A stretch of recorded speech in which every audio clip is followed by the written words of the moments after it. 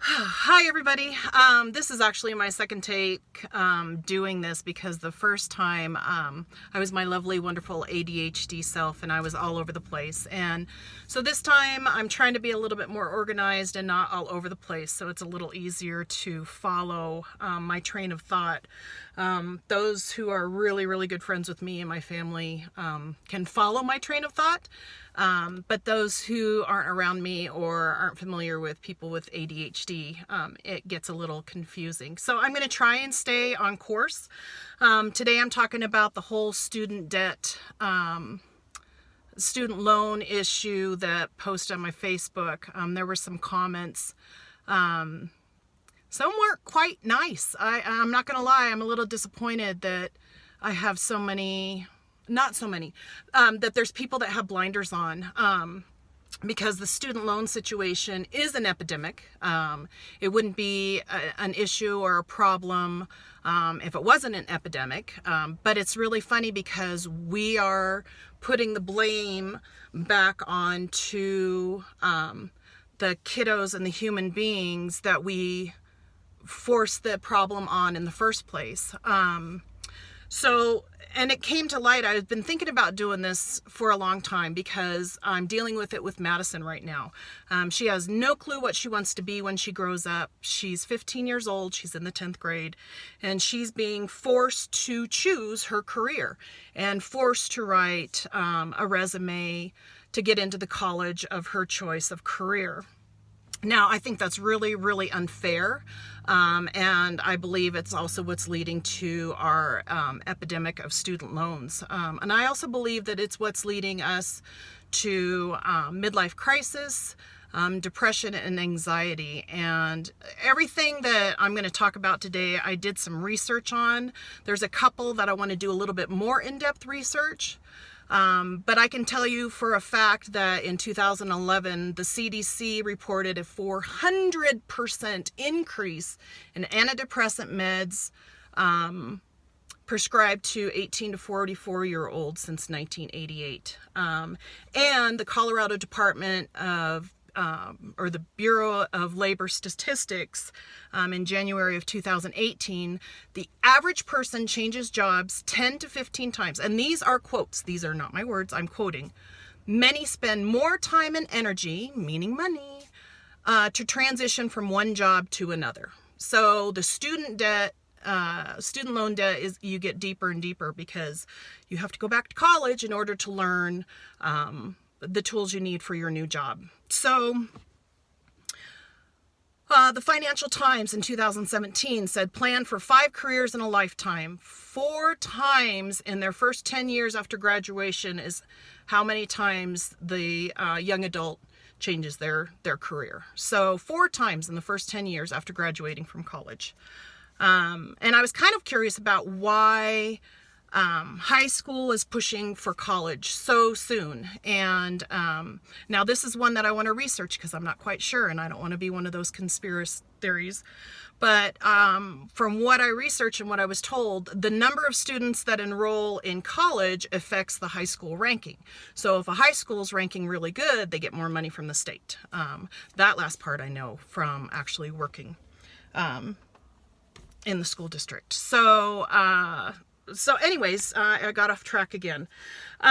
So we're forcing these kiddos to pick a career that they don't even know if they want to do or not, when they have a life experience of this big.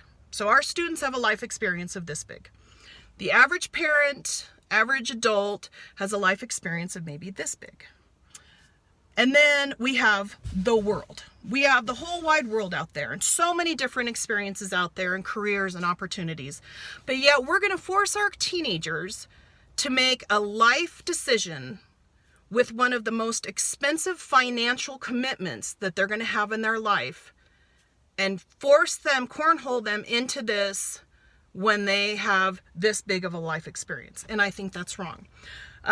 If your kiddo knows exactly what they want to do and they're ready for it, kudos, but that is not the norm, and our statistics prove it.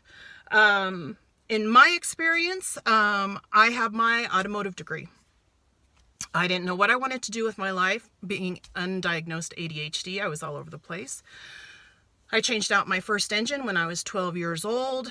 Felt good, felt great, went to college. Of course, everybody was thrilled. I was the only female that graduated in my class. And I spent the next 15 years doing that career. And I hated that career. I'm not going to lie. I loved what I did. I love working on cars. But I got sick and tired of dealing with the tards every week that would stand there and argue with me that there was no way that I could understand how to rebuild an engine or a transmission or diagnose a vehicle because I was a female, a woman, and that my brain didn't work that way. And so scientifically, there was no way that I could understand how to work on a car. So 15 years of working on dealing with tards every day, it wears on you. So I went back to college and didn't want to be an attorney, but I loved the law, so I got my legal assistant. And the college never bothered to tell me that back then, attorneys wanted somebody that had hands-on experience. So because I had my college degree, it didn't matter. Because I had no hands-on experience, I never got hired. So there was no job for me. Never even worked a day in that field. So then I went back to get my mechanical engineering degree since I have my automotive and I love the mechanical aspect, and I was hoping that I wouldn't have to deal with tards anymore. And that's when I met my husband. And so that kind of ended my career. But lo and behold, because I went back to the automotive industry and I got fired for taking maternity leave. Yep, I got fired the day that I had my daughter in the hospital. And in Colorado, that is legal. If an employer has less than 20 employees, they can fire you for any reason at all, including taking maternity leave. So that's what got me into writing. I was trying to plot how to kill my boss, and my dad read my notes and said, hey, you need to turn this into a book. So luckily for my ex-boss and myself, I did. I turned it into a book, and that started my writing career. Now, 15 years later, yes, it's been a struggle. It's a lot of hard work. It's a lot of dedicated hours. But I've had 4 number ones on Amazon. I've been invited to be a guest author at the Denver Pop Culture Con, which, yes, I'm going to crow from the rooftops because I've earned that. And I'm very proud of what I've done. And I love my job, love my career. I'm not changing it again. So I'm kind of blessed that I've only had 4 careers in my lifetime. And this is the one that makes me the happiest. But guess what? I didn't go to college for it. Deep breath. I get very passionate about these kids. So anyways, Maddie's dealing with this whole career thing. And it's interesting that her counselor is forcing her, saying, well, if you want to be a cattle rancher, you have to have 2 degrees. First degree is business management. That one I kind of understood. I got it. Made sense to me. The second college degree she has to have is automotive. Now, I know somebody that knows automotive, and I don't see how her spending $50,000 to get her automotive education is going to help her be a cattle rancher, because her time and energy needs to be focused on the business of being a cattle rancher. She needs to have the experience in the aspects of raising, breeding, and taking care of livestock. Her time is going to be wasted tearing down an engine, tearing down a transmission, and spending that time focusing on getting the machinery up and going when her focus, her business, is cattle ranching. If she's a successful cattle rancher and is doing her job right and keeping her eye on the ball, she can afford to have that piece of equipment and machinery taking into the specialists who went to college for their degree in automotive or diesel to do their job so that she can focus on doing her job. And the little basic stuff like learning how to change out oil, brakes, spark plugs, she learned that from her mother. So no, she doesn't need to have her automotive degree in order to be a cattle rancher. So I've talked a lot about all this other stuff. Let's talk about a fix. Let's talk about something that these kiddos can do, because not all these kids have it figured out. I think we need to start embracing internships. So internships give these kids an opportunity to go into a career field that they're interested in or excited about and get their hands dirty on a day-to-day operation, because let's all face it, your first few months of your career is like, oh, honeymoon, just like with a relationship. So it's all guns, roses and sunshine. And then you start getting into the nitty-gritty, and it's like, oh, this is kind of not so much fun, or this isn't quite what I thought it was going to be like.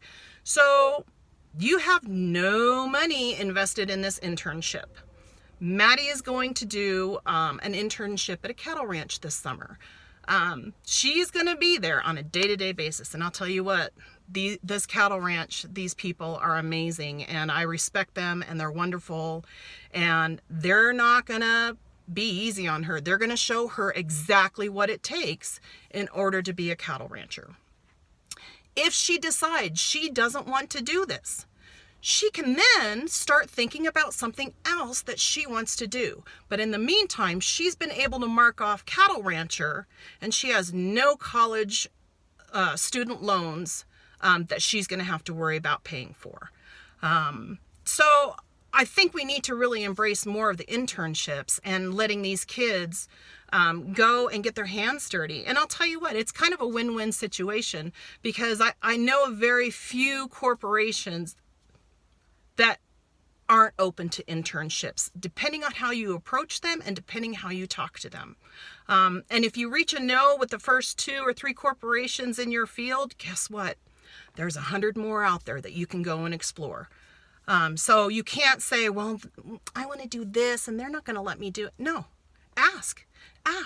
It's all about investing the time instead of your money, and working smart instead of working hard. I think that when we change our careers so much, it's because of the dissatisfaction that we have in our lives. You spend more time at your job and your coworkers than you do at home. So if you're unhappy in your job and you're unhappy with the work that you do, that's going to transcend over into your family life. I really do believe that's what leads to depression and anxiety. Plus the fact that you keep adding up these student loans for every time you go back to college, even if it's online, it still costs money. And you just get farther and farther in debt and realize, wow, I am now 50 years old and I am not happy in my life.